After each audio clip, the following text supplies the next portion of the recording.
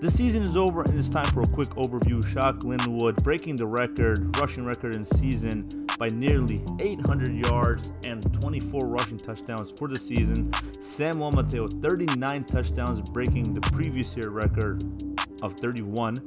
And Bo Blackshear 16 sacks for the season. He was a monster for Baylor's defense. Baylor is the #1 team in the nation, followed by Oklahoma, Miami sitting at number 5, and Ohio State rounding it at number 10.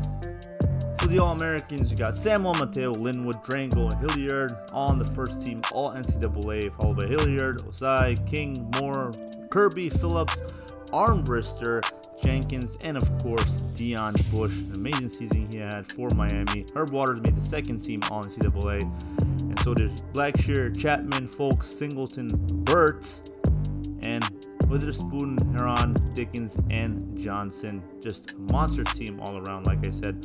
Fellows and Jones, freshman All-Americans, and then David Downs and Corey Coleman, all Big 12 second team. David Downs got snubbed. He should have been first team at least for the Big 12. Samuel Mateo, 3,400 yards on the season. 17 interceptions, not good, 246 yards per game. Crawford had 1,400 yards, 15 touchdowns. Edwards had 472 and 7 touchdowns. Duke Johnson went down, had 441 yards, 4 touchdowns. And Samuel Mateo had 6. No 1,000-yard receivers, but Herb Waters had 989, so close. Malcolm Lewis and Damari Jones each had 607 touchdowns each, and Bo Sandlin with 6. And the defense, Raphael Kirby, the linebacker of the year, had a monster season, 84 total tackles, 2 sacks, 12 tackles for loss, and Deon Bush, 71 tackles. He was all over the field, of course. And then David Downs had 2,700 yards, 31 touchdowns, 197 yards per game. Not quite what pro scouts would want, but he's there. And then, of course, Linwood, 2,300 yards, 7.6 average, 24 touchdowns, and Downs had 8 touchdowns. Just a great rushing team. And Robbie Rose and Corey Coleman, 700 yards each, 14 touchdowns for Rhodes, though. And then it was all between Coleman and Rhodes, really, 14 and then 7. Then you can see the drop off pretty quick after them. Mike Chapman, had 80 tackles, 19 for loss, 2 sacks. Also had a really good season. Could have been linebacker of the year, but he is an All-American. And then leaders overall, Johnny Manziel had the highest quarterback rating, followed by Mateo, and then David Downs, of course, sitting at number 5. Linwood led it, and then after them, no one was even close.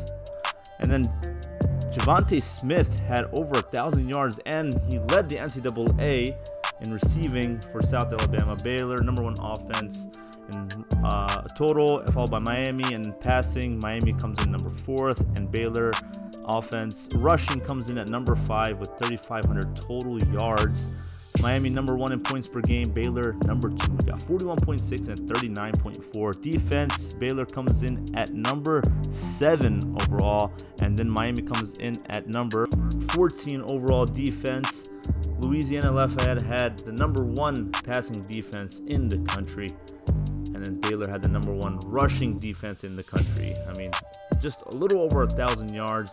#1 in sacks is Miami, and Baylor at number 10, 52 for Miami, all over the place.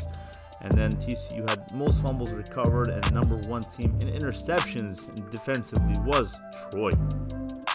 And what's going to happen for next season? That's the big question here, guys. Noah Walker, what's his future going to look like?